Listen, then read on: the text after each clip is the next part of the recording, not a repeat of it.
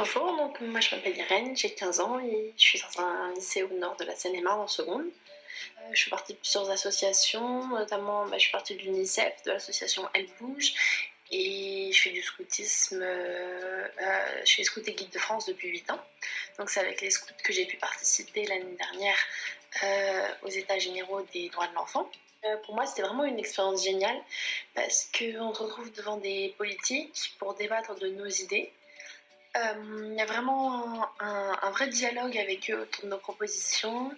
Et en tant que jeunes, on est vraiment au cœur du sujet. Tous les politiques qui sont là vraiment juste pour nous. Donc je trouve ça vraiment intéressant et enrichissant. On ne se sent pas du tout jugé. On peut proposer vraiment toutes nos idées, tout ce qui nous passe par la tête, tout ce qui peut nous intéresser, tout ce qui nous paraît utile. Donc on est vraiment libre d'expression. Je trouve ça aussi plutôt chouette pour moi qui suis très timide parce que ça me permet vraiment de dépasser mes peurs parce qu'on est devant une salle de 250 personnes, on doit parler, on est devant des personnes assez importantes aussi. Quand on est timide, c'est vrai que ça permet de se dépasser et de se rendre compte que finalement notre avis, même si on est jeune, peut intéresser les gens. Souvent on est trop jeune entre guillemets pour que notre avis puisse être pris en compte, pour qu'on dit qu'on n'a pas un avis construit, etc. Mais là on se rend compte que les adultes ils sont vraiment là pour nous et que finalement on peut aussi apporter quelque chose et en tant que jeune leur apporter quelque chose.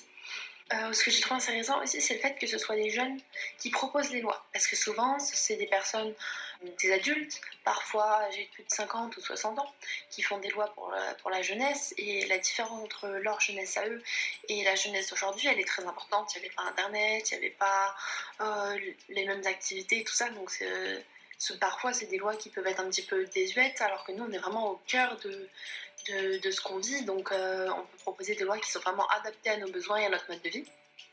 Pour moi, c'était vraiment très fort. On se sent, quand on participe à ces états généraux, on se sent vraiment utile et investi pour participer à une expérience à assez grande échelle quand même. Donc oui, ça permet de faire évoluer les choses dans notre sens, pour qu'on soit des adultes peut-être plus construits, des adultes pour faire un monde de demain qui sera meilleur aussi.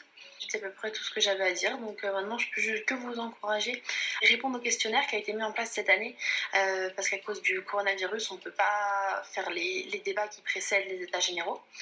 Donc à la place des débats, il y a un questionnaire qui a été mis en place sur internet et en y répondant, vous permettez de donner votre avis et du coup d'enrichir après les propositions qui seront faites aux politiques au mois de novembre prochain.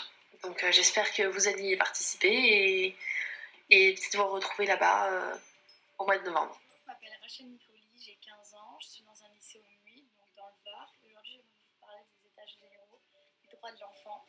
Donc, j'ai pu y participer l'année précédente grâce à Armel Le Bigot, malgré que pour l'instant je ne fasse partie d'aucune association. C'était une expérience très enrichissante, j'ai appris de nombreuses choses, ça m'a apporté vraiment plein de choses. En tant qu'enfant et adolescent, on a pu se faire entendre par des hommes politiques, des adultes. À l'Assemblée générale, on était assis à la place des adultes et des députés. C'était une chance exceptionnelle.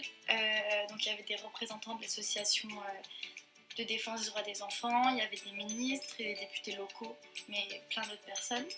On a pu parler des problèmes et des difficultés que rencontraient les enfants et les adolescents de notre société.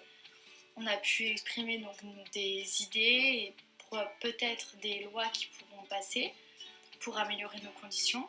Tout ça, ça va se repasser l'année prochaine, donc en novembre, il y aura encore des états généraux des droits de l'enfant. Mais malheureusement, à cause du coronavirus, on ne pourra pas faire de réunion qui précède les états généraux. Donc pour remplacer ça, le COFRAD a mis en place un questionnaire. Donc je vous invite vraiment à y répondre et à répondre le plus sincèrement possible et à essayer de le faire au maximum et de le partager aussi à d'autres amis à vous pour que l'expérience soit la plus complète possible et qu'on puisse avoir un maximum de réponses. Voilà, merci!